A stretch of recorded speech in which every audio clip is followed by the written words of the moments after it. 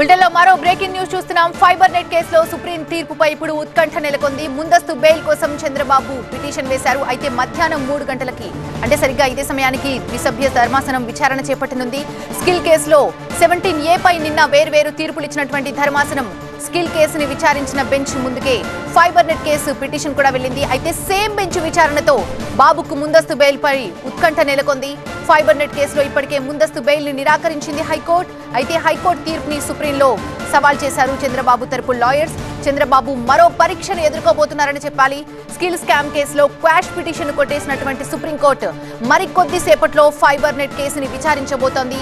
Skill కేసుని విచారించినటువంటి ద్విసభ్య ధర్మాసనమే fibre net కేసును కూడా విచారించబోతోంది. అయితే ఇప్పుడు అదే ఉత్కంఠ రేపుతోంది. 17A అంశం తేలాకే ఫైబర్ నెట్ కేసును విచారిస్తామని గతంలో తేల్చి చెప్పింది సుప్రీంకోర్టు. ఆ విషయం అందరికీ తెలిసిందే. అయితే 17A పై నిన్న వేర్వేరు తీర్పులిచ్చింది జస్టిస్ అనిరుద్ధ బోస్, జస్టిస్ బేలా త్రివేది ద్విసభ్య ధర్మాసనం. ఇప్పుడు అదే ధర్మాసనం ముందుకి ఫైబర్ నెట్ కేసు కూడా రానుంది. దాంతో తీర్పు ఎలా ఉండబోతుందనేది ఎప్పుడైతే అందరిలో ఆసక్తి నెలకొంది. ఉత్కంఠ రేపుతున్న విషయం అని చెప్పాలి ఇది. ఫైబర్ నెట్ కేసులో చంద్రబాబుపై అనేక అభియోగాలు మోపింది సిఐడి. తన అనుకూల వర్గానికి కాంట్రాక్ట్ ఇచ్చారని, అటు 100 కోట్ల రూపాయల కుంభకోణం జరిగిందని ఆరోపణలు వచ్చాయి. దాంతో ముందస్తు బెయిల్ కోసం ఏపీ హైకోర్టుకు వెళ్లారు చంద్రబాబు. ముందస్తు బెయిల్ ఇచ్చేందుకు హైకోర్టు నిరాకరించడంతో ఆయన సుప్రీంకోర్టుని ఆశ్రయించినట్టుగా తెలుస్తోంది.